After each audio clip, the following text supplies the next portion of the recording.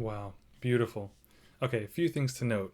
So one sort of very unique thing that Gagandeep Ji does, it's from Buddhaditya Ji himself, Pandit Buddhaditya Mukherjee, is the sitar is actually tuned not to a key that we know. So we know things as C, D, E, F, G, A, B, C. At least in the West, that's how we treat things. And there's like, we don't treat anything in between as a note. For the sake of the sitar, the actual timbre itself, how the pumpkin resonates and how the instrument resonates, and also the possibilities for meend, they have actually tuned in between C and C sharp. Oh, wow. So you obviously, so you know this, but you're acting on the camera. Oh, wow.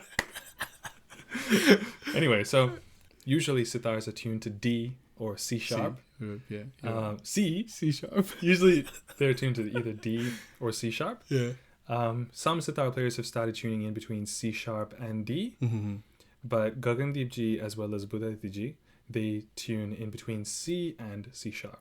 The reason is, especially when you test it yourself, there's a tone to it. There's a warmer tone. It's sort of less treble, and it also allows for greater pulling capabilities.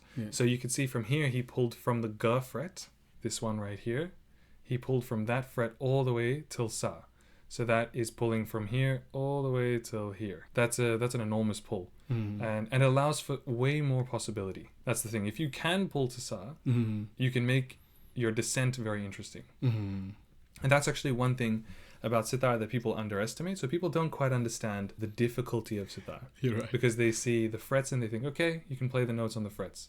But just to give you an idea of the potential for sitar, this note, this is Sa. From how many areas on the sitar can you hit that note? Just Sa. You can hit it from this fret, from this fret, from this fret, from this fret, from this fret, from this fret. So 1, 2, 3, 4, 5, 6. From 6 different frets, you can hit the same note.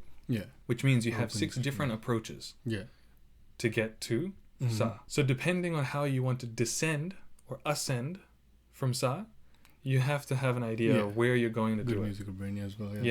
So already you have to have the music locked down in your head. You have to have the technique of how to play on sitar.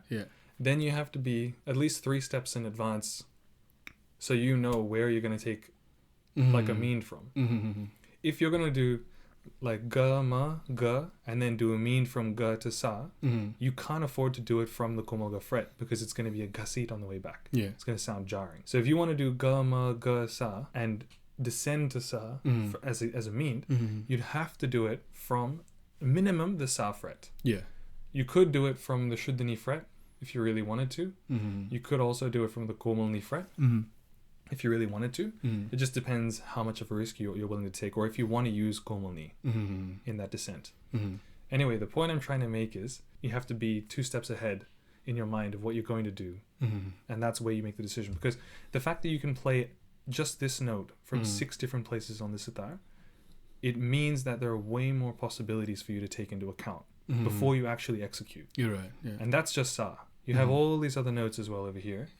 Which can be taken from all different frets as well. The amount of riyaz it takes to perfect these minute details is crazy, because I don't know if you notice or not, but what Guruji does is, like, when he does alap, he strikes it like this, then he stops it with his tip of the finger, which I learned recently, that you don't even notice. It's such a very minute detail. People stop it like this, but he just touches it with the tip of the finger that you don't see, which causes the notes to sustain such a long period of time. Because you don't have the interfering frequencies from the other strings. That's another thing that was developed by Buddhaditya Ji himself as well. But the way that Buddhaditya Ji does it is different.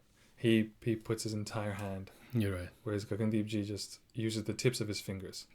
It's very interesting. We could talk about the possibilities on sitar and the difficulties with sitar. I think the difficulties have not been spoken about enough. So people tend to underestimate the difficulty of the sitar. I mean, we did it ourselves. Like when I first started sitar, I played guitar before. So in my mind, I was like, yeah, same thing.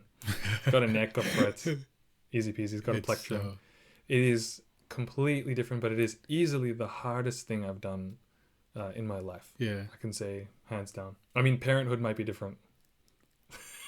You're right. It might be difficult as well, but let's see. There's so much pain as well. The pains you get from sitar everywhere. Goodness.